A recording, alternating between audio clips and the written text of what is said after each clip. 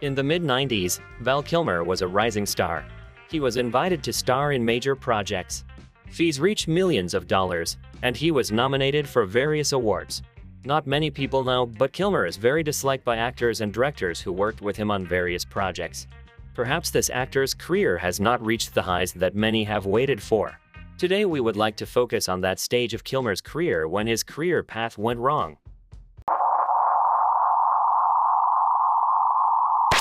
The actor's career can be divided into two stages, before 1995 and after. The beginning of his career was very impressive. The actor only needed to appear in a few films to be called to big projects. And the career of an actor formed as well as possible. The movie he starred in either brought good box office or became a cult. And so it was until 1995, which was the best year of Kilmer's career. The cult Heat and Batman Forever brought in big profits for the creators, but also allowed Val Kilmer to be talked about as a star. But then, just a few films ruined the actor's career. After starring in The Ghost and the Darkness, the actor received an offer from Warner Studio. The studio offered him a return to filming as Bruce Wayne in the new Batman. However, because of past conflicts with director Joel Schumacher, Kilmer refused the studio. Instead, the actor decided to star in the high-budget thriller The Saint. This picture had a huge budget of $68 million and was not the main studio Warner at the time. And the studio bosses did not always manage to control the filming process. And the problematic nature of Kilmer made itself felt. During the pre-production phase of the film faced many problems.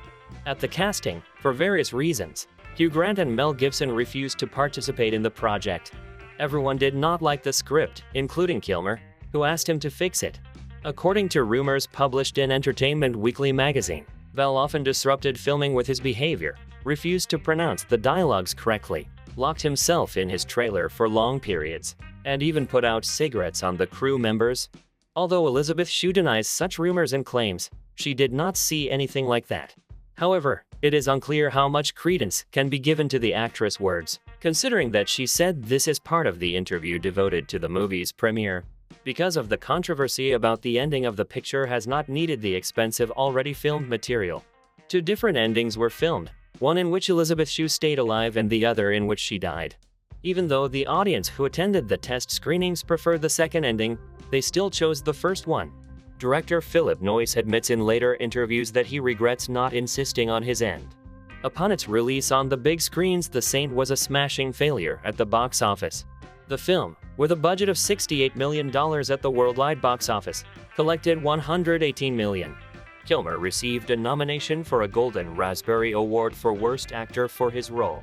A fun fact is that if he had gone on to star in Batman, he probably would have gotten a Golden Raspberry nomination, since Batman and Robin received 11 nominations and was named the worst Batman movie. Before that, there were another one of Hollywood's grandest failures. The Island of Dr. Moreau with Marlon Brando is considered a legendary picture, but not in terms of record box office receipts, genius director's vision, or high audience ratings. Above all, it is legendary for its chaos and scandals. And for Kilmer, this project was supposed to build on the success of Batman and Heat. And then there's the opportunity to work with one of the greatest actors in Hollywood history. But such external circumstances, as the death of Brando's daughter, Kilmer's divorce, and the constant conflicts of inexperienced director Richard Stanley with the crew and the studio led to the actors sabotaging the filming process. And even a change of director during filming didn't help the film. He fought with Kilmer several times a day and wanted to leave the project, but his long-term contract with the studio did not allow him to do so. Kilmer also did not find common ground with Brando and periodically refused to shoot with him in some locations. Ultimately, the creators got a picture that failed at the box office and had terrible viewership ratings because of the continued mess. The failure of these films has shaken the actor's position in Hollywood. Previously, he appeared in several quality films a year. Then, after the failures of The Island of Dr. Moreau and The Saint, he took a break for 2 years.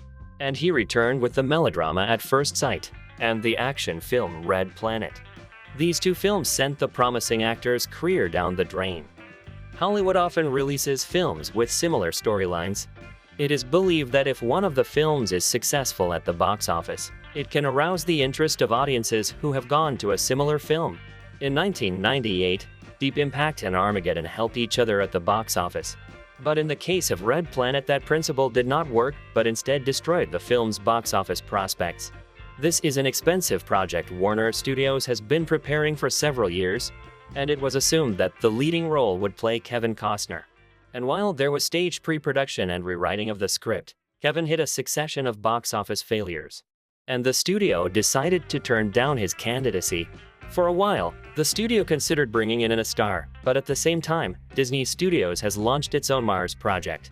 So Warner Studios started shooting as quickly as possible to release the picture faster than the competitors, and quickly find a star actor for the main role. The studio could not. The same problem was in finding a director.